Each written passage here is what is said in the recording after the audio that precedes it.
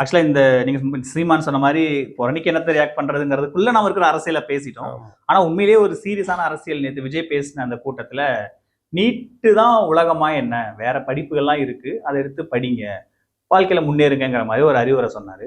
ஆக்சுவலா இது நேற்று சமூக வலைதளங்கள்ல 2 பார்வையா வந்து, ஒண்ணு மாணவர்களை விஜய் சரியா வழி நடத்துறாரு, ஒண்ணுதான் உலகம், ஏன் போய் அதுலயே விழுகுறீங்க, மற்ற படிப்புகள் இருக்கு, வாய்ப்புகள் இருக்கு, அதை நோக்கி பயணிங்கன்னு மாணவர்களுக்கு ஒரு கிளியர் டைரக்ஷன் காட்டுறாருங்கிற ஒரு மோட்டிவேஷன் கொடுக்குறாருங்கிற ஒரு பார்வை. இன்னொன்னு, நீட் மட்டும்தான் உலகமா அப்படின்னா அப்போ ஏன் அப்ப நீங்க ஏற்கனவே நீட் ஒரு பிரச்சனையா இருக்கா, அப்ப நான் மருத்துவம் படிக்கணும்னு நினைச்சுக்கிறவனுக்கு அதுக்கு சொல்யூஷன் கிடையாதா, ஏன் என்ன இதுல டைவர்ட் பண்ணி விடுறீங்க, அப்ப விஜயோடைய உண்மையான நோக்கம் என்ன அப்படிங்கிற ஒரு 2 ஆர்குமெண்ட் வந்து தொடர்ச்சியா வைக்கப்பட்டு இருக்கு. நீங்க கவனிச்சிருப்பீங்கன்னு நினைக்கிறேன். இதை பத்தின உங்க முதல்கட்ட பார்வை என்ன? என் பார்வைக்கு முன்னாடி உங்க பார்வை என்னன்றத கொஞ்சம் சொன்னீங்கன்னா நான் அதுக்கேற்ற மாதிரி நான் சொல்லுவேன். இல்ல ஆக்சுவலா அவரு சொன்னதை அவருக்கு அந்த நீங்க நேத்து என்னுடைய நேர்காணல முதல் வரியே சொன்ன மாதிரி விஜய்க்கு அந்த மாதிரியான எந்த அவருக்கு கொள்கைகளோ எதுவுமே கிடையாது. என்ன சொல்றாங்களோ அதை சொல்றது, அவர் என்ன நினைக்கிறாரோ அதை சொல்றதான்றதற்கே தவிர அதுக்கப்புறம் அதுல ஒண்ணு எதுவும் இல்லைன்னு சொன்னா அதே தான் எனக்கும். அவர் வந்து இதுக்குள்ளேயே போய் ஏன் கஷ்டப்பட்டு படிச்சு உயிரை விடுற இதெல்லாம் பண்ணிக்கிறீங்க, வேற பிஎஸ்சி படிங்க, பிஸ்காம் படிங்க, இந்த மாதிரி படிங்கன்னு தான் அதுக்கு ஏன்னா அவருக்கு அவ்வளவுதான் புரிதல் இருக்குங்கிறதா என்னோட பார்வை. ஆக்சுவலா நம்ம அதை அவ்வளவு சீரியஸா விஜயோட பேச்சு அவ்வளவு சீரியஸா எடுத்துக்க தேவையில்லைங்கிறது என்னோட. என்ன நினைச்சேன், ஏதாவது வெளியே வந்துருப்பா நினைச்சேன், வரல. ஒரு பத்திரிகையாளராக நீங்க கரெக்டா அந்த பார்வை பார்த்துட்டீங்க. ஆக்சுவலா மிஸ்டர் வேல்வீச்சு வந்து அப்படி பார்க்கல. உங்களை மாதிரியே முதல்ல அவர் ரியாக்ட் பண்ணிட்டாரு. என்ன சொல்லிட்டாரு, விஜய் கரெக்டா தாங்க சொல்றாரு. செந்தில் பேட்டி பார்த்தீங்களா? முதல் ரவுண்டு வந்து அவர் சொல்லிட்டாரு, விஜய் கரெக்டாக சொல்கிறாரு, அவர் வந்து மோட்டிவேஷனலாக சொல்கிறாரு, ஏன் உயிரிழக்கிறீங்க, அது மட்டும் தான் வாழ்க்கை நினைக்காதீங்க. கொஞ்ச நேரம் பொறுத்து வரும்ல அசைன்மெண்ட்டு, அதற்கு பிறகு பார்த்தீங்கன்னா தனி வீடியோவை போடுறாரு. நீங்கள் சொன்ன மாதிரி அவர்களை ஏழைகள் படிக்கக்கூடாதா, நீட்டு பக்கம் போகக்கூடாதுன்றியா, பாஜகவுடைய வார்த்தைகள் வெளிப்படுது அப்படி இப்படின்னு. உங்கள் பார்வை தான் என் பார்வையும். என்னன்னா பொதுவாக ஒருத்தர் நீட்டுக்காக பெற்றோர் வந்து டாக்டர் படிக்கணும்னு குழந்தைங்களை விரும்புவாங்க, அதில் ப்ரெஷர் கொடுப்பாங்க, சயின்ஸ் குரூப் எடுன்னு. அந்த குழந்தைய எடுத்து படிச்சிடும். அது அந்த சிலபஸ் தானே, ஸ்டேட் சிலபஸ். நல்ல மார்க்கும் வாங்கிடும். ஒரு 1000, இப்போ 600, ஒரு 570, 560, 580 வாங்கிடும். பார்த்தியா நான் சொன்னேன்ல, நீ நீட்டு எழுது அப்படின்னு. நீட்டு எழுதுனா நீட்டுக்கான பயிற்சியை அந்த குழந்தைக்கு கொடுத்துருக்க மாட்டாங்க. இல்லாட்டி கடைசி ஒரு 2-3 மாதம் அவர்கள் வசதிக்கு ஏற்ற மாதிரி எங்கேயோ இது பண்ணி கொடுப்பாங்க. அன்னைக்கு போகிற அன்னைக்கு நம்மால் பண்ணுறான் பாருங்க, இங்கே அதை கழட்டு இதை மாட்டுன்னு, அது ஒரு மன உரைச்சல் வாங்கி இதெல்லாம் மீறி அந்த குழந்தை எழுதும் பொழுது அந்த இன்னும் முதல் வருஷன்றப்போ பாஸ் ஆக மாட்டாங்க. நீங்கள் சிவில் சர்வீஸ் கூட ஒரு போட்டி தேர்வு, அதில் கூட முதல் அட்டம்ப்டில் தேர்னவங்கன்றது ரொம்ப ரேர். ஒரு 2-3 அட்டம்ப்டுக்கு அப்புறம் தான் அவங்களுக்கு புரிய ஆரம்பிக்கும். ஏன்னா அது வேற வகையான எக்ஸாம் அது. அப்போ இதில் அந்த மாதிரி தோல்வி அடைஞ்சோடனே பெற்றோர் ப்ரெஷர் கொடுக்குறது, நான் என்ன எதிர்பார்த்தேன் அப்படி இப்படின்னு. அப்போ அந்த குழந்தைகளுக்கு ஒரு எல்லா குழந்தைகளும் அப்படின்னு சொல்ல வரல, அந்த சிலருக்கு அந்த எண்ணமும் வரலாம்னு சொல்ல வரேன். உடனே நீங்கள் 100% போய் முடிவு பண்ணாதீங்க. பல எண்ணங்கள்ல அது ஒன்று வரும்.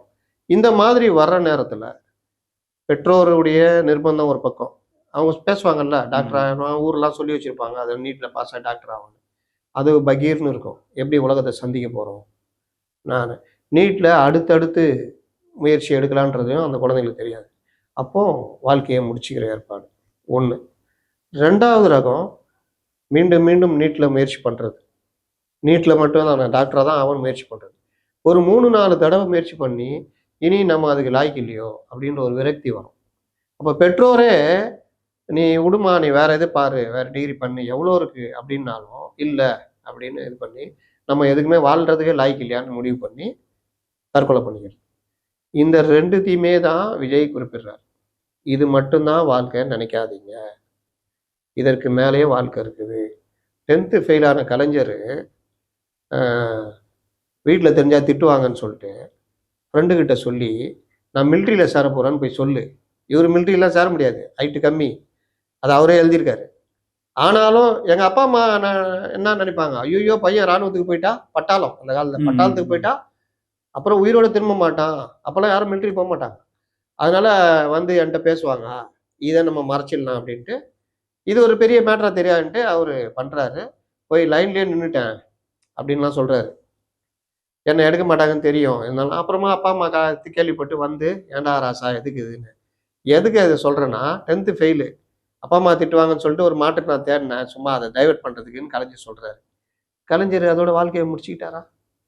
அப்படி முடிச்சிருந்தா இன்னைக்கு அப்புறம் ஒரு அற்புதமான தலைவர், ஒரு தலைவர் ஆளுமைமிக்க தலைவர் கிடைச்சிருப்பாரா? அவரு 10th சொல்லுங்க. என்னன்னா இந்த ஆர்கியூமெண்ட் இந்த இடத்துலயே நான் ஒரு குறுக்கு கேள்வி என்ன அப்படின்னா, 10வது முடிச்சவர் முதலமைச்சர் ஆயிட்டாரு, படிக்காத காமராஜ் ஸ்கூலை திறந்தாரு, 10வது படிச்ச ஜெயலலிதா நடிகையாய் முதலமைச்சர். இந்த ஆர்கியூமெண்ட் ஏன் நாம வைக்கணும்? நான் 12வது வரைக்கும் படிக்கிறேன், நான் 12வது வரைக்கும் ஒரு கஷ்டப்பட்டு ஒரு சிலபஸ் படிக்கிறேன், அதுல ஒரு மார்க் எடுக்கிறேன், நான் டாக்டர் ஆகணும்னு ஆசைப்படுறேன், நான் டாக்டர் ஆகிறேன். எதுக்கு இந்த நீட், எதுக்கு இந்த என்ட்ரன்ஸ் எக்ஸாம்? இதுக்கு முன்னாடி என்ட்ரன்ஸ் நீட்டுக்கு முன்னாடி யாரும் டாக்டர் ஆகலையா? யாரும் குவாலிட்டியா இல்லையா? அந்த டேட்டாவும் எடுத்து கொடுக்குறாங்கல்ல. ஸோ அப்படி இருக்கும்போது இந்த இது 10வது முடிச்சுட்டா இவங்க இந்த உதாரணத்தெல்லாம் நம்ம எடுத்து முதல்ல படிக்கணும், அப்புறம் ஒரு உயர்கல்வி போகணும், காலேஜ் போகணுன்ற இடத்துல இருந்து தான் அந்த ஆர்கியூமெண்ட்டே எடுக்கணும். இந்த ஆர்கியூமெண்ட் மோட்டிவேஷன்ன்ற பேர்ல நம்ம வைக்கிறது ஒரு சரியான பார்வை தானா? சரியான பார்வை தான். ஏன்னா வாழ்க்கையே அதை போக்கோட தான் விட முடியும். நீங்க நினைக்கிறதுலாம் நடக்காது. நீங்க என்ன நினைச்சீங்க? உங்களை சொல்லுங்க. இங்க வந்து மீடியாவில் யூடியூப்ல ஒரு பேட்டி எடுக்கிற ஒரு பத்திரிகையாளர் வரும்னு நினைச்சீங்களா? உங்க கனவு ஒன்று இருந்திருக்கும். உண்மையா சொல்லுங்க, என்ன நினைச்சிருப்பீங்க? இல்ல, கனவு அப்படிங்கிறது இதுதான், மீடியாக்குள்ள வரணுங்கிறது தான் என்னோட கனவு. என்னோட 2 கெரியர் ஷிஃப்ட் ஆகி தான் இந்த கெரியர் வந்திருக்கேன். நான் படிச்சது வந்து எம்எஸ்சி எலக்ட்ரானிக் மீடியா. அதான் விடுறீங்களா இப்போ? அப்போ நீங்க எம்ஏ ஜெர்னலிசம்ல படிச்சிருக்கணும். டெலிவிஷன் ஜெர்னலிசம்க்கு வரணுன்றதுக்காக அந்த கோர்ஸ் எடுத்து படிச்சு உள்ள வந்து அது செய்திக்கான, அது என்னுடைய இது. நீங்க அதான் சார், நான் முன்னாடி 3 ஆண்டுகள் வேற துறையில பணியாற்றினேன். ஆனா என்னுடைய எய்ம் இது, நான் மீடியாக்குள்ள வரணுங்கிறதுனால கெரியர் ஷிஃப்ட் ஆகி நான் திரும்ப இதுக்குள்ள வரேன். இல்ல, நீங்க ஜெர்னலிஸ்டா வந்திருக்கீங்கன்னா நீங்க ஜெர்னலிசம் படிச்சு வரல. ஜெர்னலிசம் படிச்சாதான் ஜெர்னலிஸ்ட். டெக்னிக் இப்பதான் பாயிண்ட்டுக்கு வர்றீங்க. ஜெர்னலிசம் படிச்சாதான் ஜெர்னலிஸ்டுக்கு வரணுமான்னு கிடையாது. நீங்க ஜெர்னலிசத்தை நோக்கியும் நீங்க நகரத்துக்காக படிக்கல. நீங்க அப்படி படிக்கணும் எம்ஏ ஜெர்னலிஸ்ட் நோக்கி நகர்ந்துருப்பீங்க. நீங்க எலக்ட்ரானிக்ஸ் இருந்தா நீங்க டெலிவிஷன்ல டெக்னிக்கல் சைடு தான் போயிருப்பீங்க. நான் ஒரு லாயர் ஆகணும்னு நினைச்சவன், ஒரு கிரிமினல் லாயர் ஆகணும்னு நினைச்சேன். ஆனா முடியல. என்னுடைய வாழ்க்கை ஒவ்வொரு கட்டத்துல ஒரு இதாக போச்சு. லவ் மேரேஜுக்கு பிறகு நான் ஆட்டோ ஓட்டினேன். ஏன்னா அன்னைக்கு இருந்த கட்சியில ஒர்க் பண்ணணும், இதுக்காக இது பண்ணேன். அதுக்கப்புறம் நான் வந்து இது பண்ணேன். நான் வந்து ஜெர்னலிசம் படிக்கல. ஆனால் எனக்கு நான் எழுதுவேன், படிப்பேன், எழுதிக்கிட்டே இருப்பேன், கட்டுரை எழுதுவேன், எல்லாம் பண்ணுவேன். இயல்பாகவே எனக்கு அது வந்தது. ஜெர்னலிசத்தை நோக்கி நகர்ந்தேன். அதனால் வாழ்க்கை ஒவ்வொருத்தருக்கும் ஒவ்வொரு கட்டம் போகும். எதுக்கு இதெல்லாம் நம்ம சொல்கிறோன்னா, உங்களை ஒருத்தரை வாழ்க்கையில் நம்பிக்கை இழக்காதீங்க, இதுதான்னு போகாதீங்க. அதுடைய அர்த்தம் வந்து முயற்சி எடுக்காதீங்கன்னு இல்லை. ஒருவேளை நடக்கலைன்னா அடுத்து வேற இருக்கு. இல்ல, நான் என்ன சொல்றேன், அந்த நடக்கலன்னா அப்படிங்கிறது ஒரு தடை இருக்குல்ல, அந்த தடையை எடுத்துடலாமே அப்படிங்கிறது தானே. அப்படிலாம் கிடையாது. அதான் திருப்பி திருப்பி சொல்றேன், வாழ்க்கை அப்படி கிடையாது. இந்த கதை ஓட்டாதீங்க. நடக்கலைனாலும் நடக்கும், நடக்கலைனாலும் இருக்குல்ல, அதையும் எதிர்பார்த்தான் போகணும். இல்ல நடந்தே தீரும் அப்படின்னு போறதுனாலதான் மனம் உடையிறது, எல்லாம் நடக்கிறது. வாழ்க்கையில எது வேணா நடக்கும். நாளைய வாழ்க்கை நிச்சயம் தான் வாழணும். அது எல்லாருக்கும் வாழ முடியாது, பயப்படுவாங்க.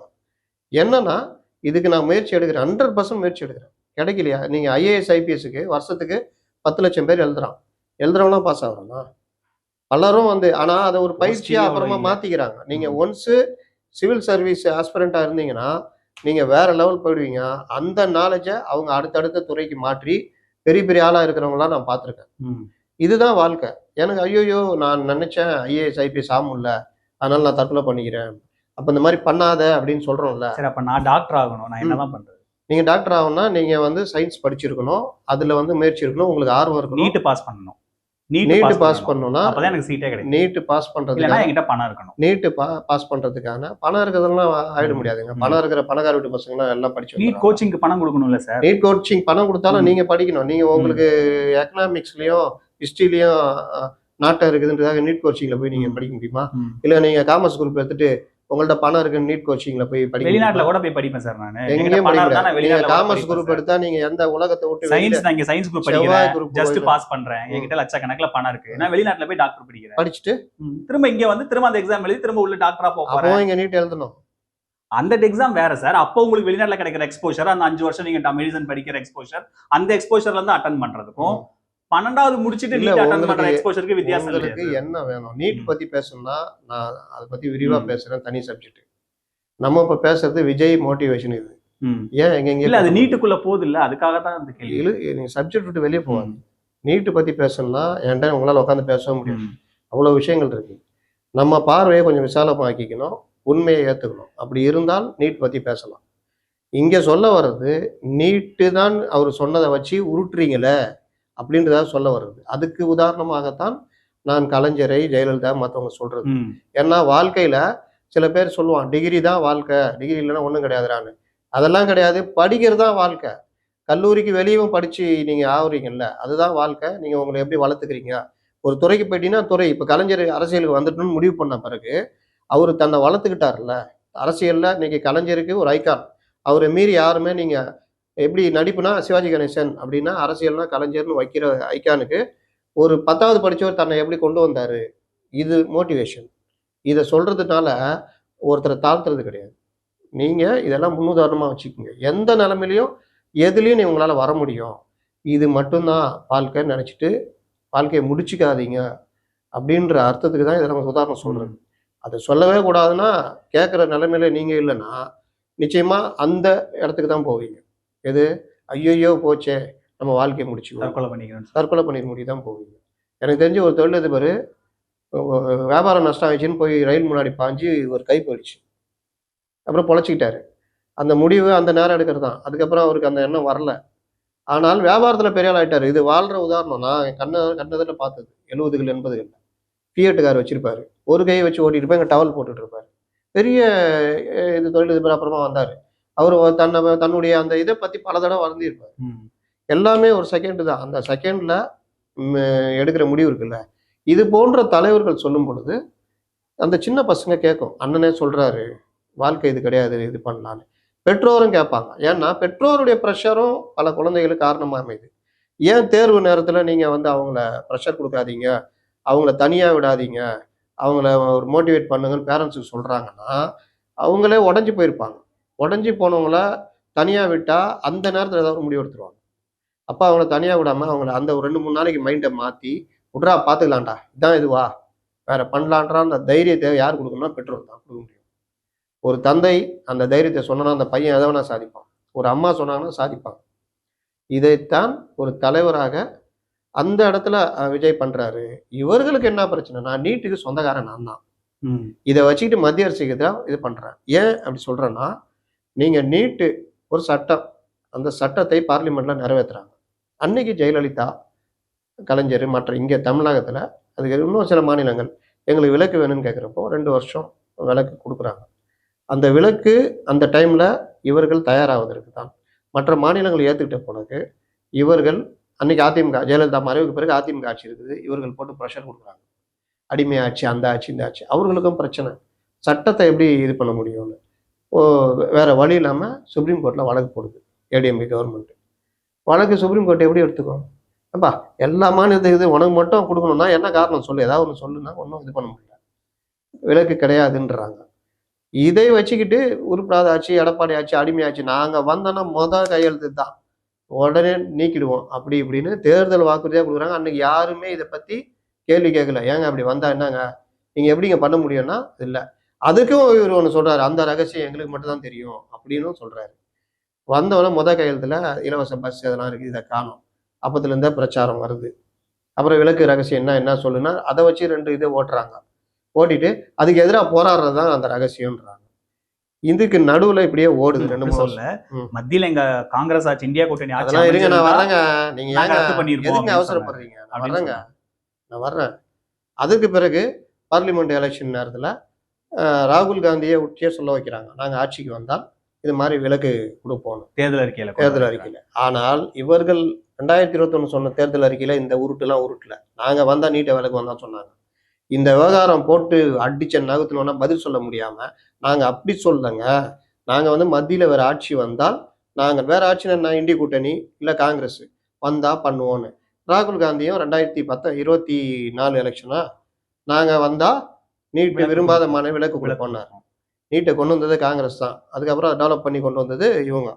இப்போ ஒரு வார்த்தைக்கு வச்சுக்கிட்டாலே ராகுல் காந்தியை நினைச்சு ஆட்சிக்கு வந்தாலே வர்றதுக்கான வாய்ப்புகள் மிக மிக குறைவா இருக்குது. சரி வந்துட்டாங்க அப்படின்னாலே நீங்க கூட்டணி கவர்மெண்ட் மாதிரி வர மாதிரி தான் வாய்ப்புகள் இனி இருக்கும். அப்படி வந்தா கூட தமிழ்நாட்டுக்கு மட்டும் விலக்குன்றத மற்ற மாநிலம் ஏற்றுக்குவாங்களான்றது ஒரு பெரிய பிரச்சனை. சரி அதெல்லாம் அப்ப நடக்க போறது விடுங்க. இவர்களுடைய பாதை நான் சொல்கிறேன். அப்போது இன்னொன்று என்ன பண்ணுறாங்க, இந்த வருஷம் ஒரு அனைத்து கட்சி கூட்டத்தை கூட்டி சட்ட போராட்டம் நடத்துவோன்றாங்க. இதில் சட்டத்தை கரெக்டாக நீங்கள் புரிஞ்சிக்கணும் அப்படின்லாம் இது பண்ணிங்கன்னா, சுப்ரீம் கோர்ட் ஆர்டருக்கு எதிராக சட்ட போராட்டம்னா நீங்கள் சீராய்வு மனு தான் போட முடியும். சீராய்வு மனுனா எந்த பெஞ்சோ அவங்கள்ட்ட தான் போவோம். அவங்க கொடுத்த தீர்ப்பை மறுபடியும் உறுதிப்படுத்துவாங்க. அப்போ இங்கேயும் நீங்கள் அதை உருட்டுறீங்க. இது மாதிரி எந்த இதுவும் இல்லாமல், ஆனால் இதுக்கு இப்படின்னா என்னன்னா, இதுக்கு பின்னாடி ஒரு அரசியல். பாருங்க இவங்களால தான் இத்தனை பாருங்க இவ்வளோ குழந்தைகள் இவ்வளோ இது நாசகர நீட்டே அப்படி இப்படின்னு போட்டுக்கிட்டு இது பண்ணுறீங்க. மாற்று என்னன்னு கேட்டால் அது பேசலாம், அது வேறு சப்ஜெக்ட் ரொம்ப பெருசாகிடும். இப்போ இந்த மாதிரி இவர்கள் உருட்டுறதுக்கு இந்த மாதிரி பாசிட்டிவாக விஜய் பேசும் பொழுது கடுப்பாகுது. உடனே விஜயை ஏற்கனவே பிஜேபி பக்கம் சேர்த்துக்கிட்டு இருக்காங்கல்ல, அதனால இதுவும் ஜாலியாக பிஜேபின்னு சொல்லிட்டா இஸ்லாமிய சிறுபான்மை மக்கள் வாக்குகளையாக தக்க வச்சுக்கலான்னு ட்ரை பண்ணுறாங்க. ஏன்னா விஜயை பிஜேபி ஆள்னு திரும்ப திரும்ப பண்ணாதான் இந்த கோர் ஓட்டை தடுக்க முடியும். விஜய்க்கே இப்படி ஒரு ஆங்கிள் இருக்கிறது தெரிஞ்சிருக்காது தான் நான் நினைக்கிறேன். கண்டிப்பாக தெரிஞ்சிருக்காது. ஏன்னா அவரு சாதாரணமாக தான் பேசினாரு. ஒரு மோட்டிவ். இன்னொன்று பாருங்க, நீட் மட்டும்தான் வாழ்க்கைன்னு மட்டும் சொல்ல, அவரு கல்வியில் சாதிப்பதை மட்டும்தான் வாழ்க்கைன்னு நினைக்காதீங்கன்னு சொல்லுவார். அடுத்து கல்வியில தான் சாதிக்க முடியும்னு நினைக்காதீங்கன்னு. அப்படின்னா என்ன அர்த்தம்? வேறு வேறு துறைகளும் இருக்கு சாதிக்கிறதுக்கு. அதாவது நான் டிகிரி வாங்கிட்டு அதுல இருந்து சாதிப்பேன், நான் பிஹெச்டி பண்ணிட்டு சாதிப்பேன், இல்லை நீட்ல டாக்டரா சாதிப்பேன், அப்படிலாம் மட்டும் சுருக்கிக்காதீங்க. எக்ஸ்ட்ரா கரிக்குலர் எவ்வளோ இருக்கு. இப்போ அவர் விஜய் எடுத்துங்க, அவரு எனக்கு படிப்பு ஏறலைங்க, நான் காலேஜுக்கு போனேன் வந்துட்டேன் அப்படின்னு. ஆனால் இன்னைக்கு டாப் ஸ்டார். அப்போ கல்வியில அவர் தோக்குறாரு, இதுல ஜெயிக்கிறாரு. இந்த மாதிரி பலரையும் சொல்லலாம் நடிகர்களை. நீங்க அதுக்கு வேற ஏதாவது சொல்லுவீங்க. அதான் ஒரு விஜய் தான் வர முடியும். இல்ல அதுதான் ஒரு பக்கத்துல எவ்வளவு பேர் சும்மா சுத்திட்டு இருக்காங்க, ஒரு விஜய் தான் அந்த மாதிரி. ஆமாங்க, அதெல்லாம் உண்மைதாங்க. அதையும் சொல்றோம். இந்த மாதிரி ஒரு விஜய் தான் வந்துட்டார் நம்பிட்டு வாழ்க்கையை தொலைக்காதீங்க. ஆனா இன்னைக்கு சினிமா துறையில உள்ள நுழைஞ்சு ஏதோ ஒரு வகையில வந்துட்டீங்கன்னா, மற்ற ஐடி துறை இதுல விட ஓரளவுக்கு நிரந்தரம் இல்லைனாலும் ஏதோ பாத்தீங்கன்னா பலரும் நல்ல ஒரு இதுல இருக்கிறதையும் நம்ம பாக்குறோம். அதனால இதே மறக்க முடியாது. ஏன்னா இன்னைக்கு வியாபிச்சு போச்சு. ஒரு சினிமானா முன்னெல்லாம் ஒரு 10 பேர் 15 பேர் இப்படிதான். இன்னைக்கு அப்படி கிடையாது. ஒரு சீரியல்ல உங்களுக்கு வாய்ப்பு கிடைக்குது, செலிபிரிட்டியா மாறுறீங்க, யூடியூப்ல நீங்க ஒரு இதுவா போகலாம், சொந்தமா ஏதாவது பண்ணலாம். பலரும் உங்களுக்கு விரிவடைஞ்சு வாய்ப்புகள் இருக்கு. எல்லாத்துக்கும் அடிப்படை கல்வி. கிரவுண்டு விரிவடைஞ்சிச்சு. கல்வி அடிப்படைங்க, அது யாரும் மறுக்க முடியாது. கல்வி கற்க கூடாதுன்னு யாரும் சொல்ல வரல. இது மட்டுமே சுருங்கிடாதீங்க.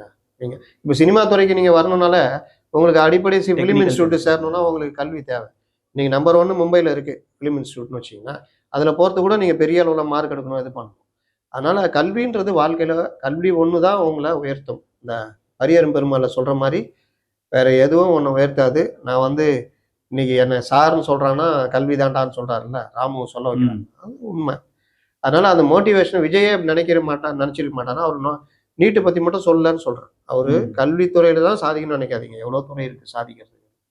அதுவும் ஒரு முக்கியமான பாயிண்ட். ஆனா இப்ப என்னன்னா சார், இப்போ இந்த நீட் சப்போஸ் இப்ப தேவையில்லை அப்படின்ற ஒரு தொடர்ச்சியா அது இருக்கு. திமுக அதிமுக 2 பேத்துக்குமே, திராவிட கட்சிகளுக்கு அதே நிலைப்பாடு, ஈவன் விஜய்க்குமே அதே நிலைப்பாடு தான். அவரு சரி இப்போ இது தொடர்ச்சியான மரணங்கள்லாம் நடக்குது, அங்கங்க இந்த மாதிரி விஷயங்கள்லாம் நடக்குதுங்கிறதுனால ஸ்டூடெண்ட்ஸை கொஞ்சம் டீவியேட் பண்றதுக்காக இதை மட்டும் இல்லைங்க, இதெல்லாம் கூட நிறைய படிங்க அப்படின்ற மாதிரியான விஷயங்களை பேசுறது.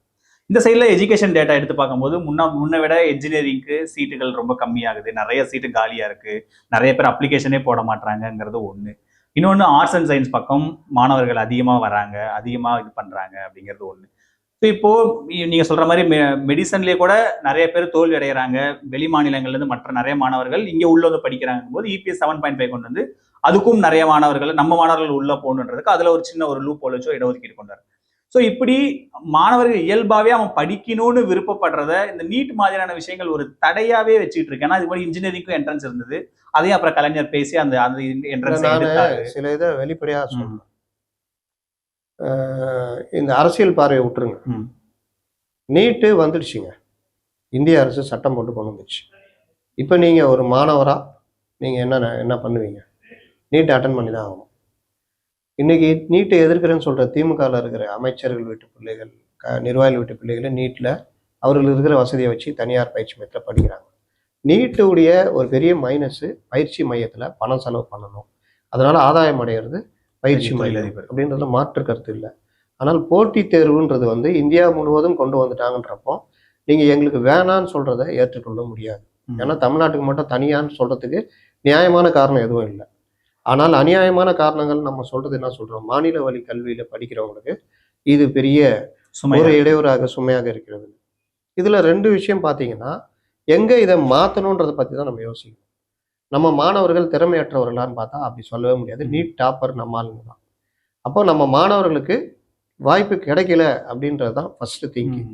2வது, நீங்க இந்த நீட்டுக்குரிய சிலபஸ்ஸு, அந்த கல்வி முறைகள் இது ஒரு பக்கம் நம்ம வச்சுக்கிட்டாலும், அந்த முன்னாடி இருந்த மெத்தட் இருக்குல்ல, கட் ஆஃப் மாநில வழி, அதுல அரசு பள்ளி மாணவர்கள் இருக்காங்க. நீங்க நீட்டை ரொம்ப உருட்டிட்டு போனா, அரசு பள்ளி மாணவர்கள் நீட்டை ரொம்ப உருட்டிட்டு போனா அரசு பள்ளியில வந்து நின்று அங்கதான் கன்சர்னே அங்கதான் பண்ணுவாங்க.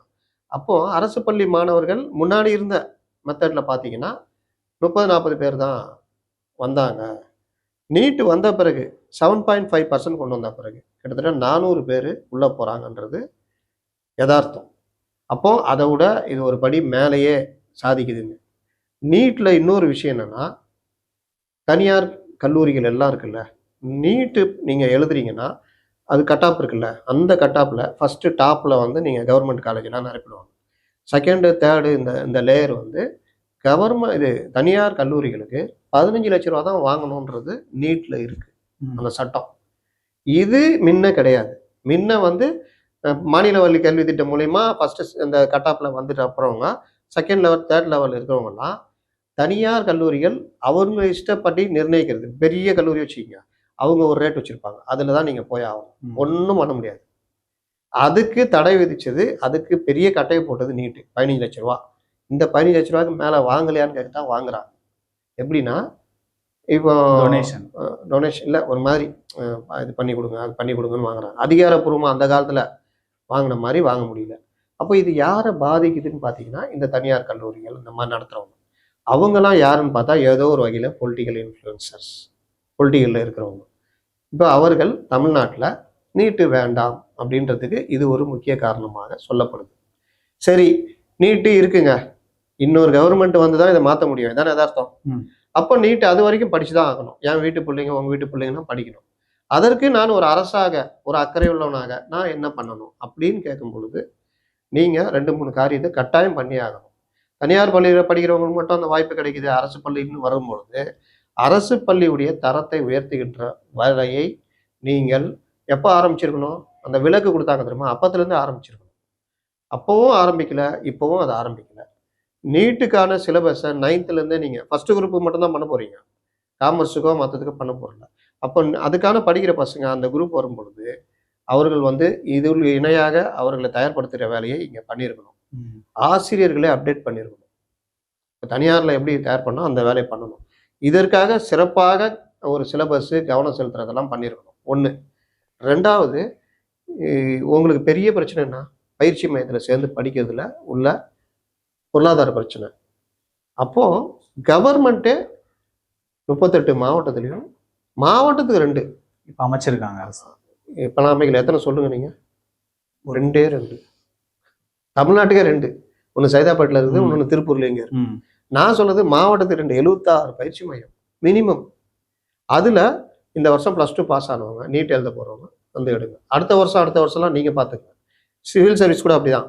முதல் வருஷம் மட்டும் தான் இன்ஸ்டியூட்டில் போய் படிப்பான், ஏன்னா அது என்னன்னு புரிஞ்சுக்கிறதுக்கு. அடுத்த வருஷம் அவன் ட்ரைனிங் ஆகிடுவான். அப்போ அவனே தயார் பண்ணிக்குவான். கரண்ட் அஃபேர்ஸ் மட்டும் தானே, மற்றதெல்லாம் அதில் என்னென்னு ஏற்கனவே ட்ரைனிங் எடுத்திருப்பான். சேம் இதே பேட்டர்ன் தான் இதுக்கும் பொருந்தும். அப்போது முதல் வருடம் அந்த +2 முடிக்கிறவங்களுக்கு, அரசு பள்ளி மாணவர்களுக்கு இலவசம். நல்ல தரமான தனியார் பயிற்சி மையத்துக்கு ஈக்குவலான, நம்ம கவர்மெண்ட் நினச்சா நம்ம மேட்டரே கிடையாது. பண்ணிங்கன்னா நீட்டை அடித்து நகர்த்தி பிரித்து மேய்ஞ்சிருவாங்க. அதெல்லாம் நான் பண்ண மாட்டேன். நானும் இதை கிட்டத்தட்ட 2-3 வருஷமாக பேசிக்கிட்டு இருக்கேன். இதெல்லாம் பண்ண மாட்டோம். ஆனால் நாங்கள் வந்து இது நீட்டுன்னு அதே பேசிகிட்டு இருப்போம். அதான் இருக்குதுன்னு ஆயிடுச்சே. கல்யாணம் பண்ணிட்டு வந்துட்டீங்க, டைவர்ஸ் அடுத்தது வர்ற வரைக்கும் அது இருந்து தான் தீரும். அப்போ இருக்கிறப்போ இருக்கிற மாணவர்கள், இந்த வருஷம் வர்ற மாணவர்களுக்கு நீங்கள் 9th அவனுக்கு கொடுத்தீங்கன்னா அவன் +2 4 வருஷம் கழிச்சு வரும்போது அவன் தயாராகிடுவாங்க. அதுதான். ஏன்னா நம்ம கல்வி முறைகளில் உங்கள் காலம் என் காலம் எடுத்துட்டிங்கன்னா, எனக்கு 3ஆம் கிளாஸுக்கு மேலே தான் ஏபிசிடியே, பேனா பென்சில் பிடிச்சதே 3ஆம் கிளாஸ் மேலே தான். எங்களுக்கு எல்கேஜி யூகேஜி கிடையாது. ஸ்கூல் சேர்ந்ததே 5 வயசில் 1ஆம் கிளாஸ் தான். ஆனால் உங்கள் காலத்துலலாம் எல்கேஜி யூகேஜி வந்திருக்கும். நீங்கள் எல்கேஜி யூகேஜி படிச்சிருப்பீங்க. உங்களுக்கு பேனா பென்சிலை அந்த பிஞ்சு விரல் இருக்கும்போதே கொடுத்துருப்பாங்க. நாங்கள் பேனா பென்சிலை பிடிச்சதே 8-10 வயசுல தான். ஆனால் இப்போவும் சொல்லிக்குவாங்க பெருமையாக, எங்கள் காலத்து கல்வி தான் சிறப்புன்னு. அப்படிலாம் கிடையாது. ஒவ்வொரு காலகட்டத்திலையும் அப்டேட் ஆகிட்டே போகிறாங்க. அதில் தேடல் யாருக்கு இருக்குதோ அவங்க பெஸ்ட்டாக இருப்பாங்க, தேடல் இல்லாதவங்க அப்படியே இருப்பாங்க. அப்போது ஐக்யூ லெவலும் பார்த்தீங்கன்னா எங்கள் காலத்தில் ஏற்ற மாதிரி எங்கள் ஐக்யூ லெவல் இருக்கும். உங்கள் காலத்தில் இன்றைக்கி உங்கள் குழந்தைய எடுத்துக்கிட்டிங்கன்னா ஐக்யூ லெவலு கொஞ்சம் உங்களுடைய குழந்தை காலத்தை எடுத்த என் குழந்தை காலத்தை விட அதிகம் இருக்கும். கரெக்டா? அப்போ அதுக்கு அந்த ஐக்கிய லெவலுக்கு ஏற்ற கல்வி முறைகளையும் மாற்றம் வரணும்.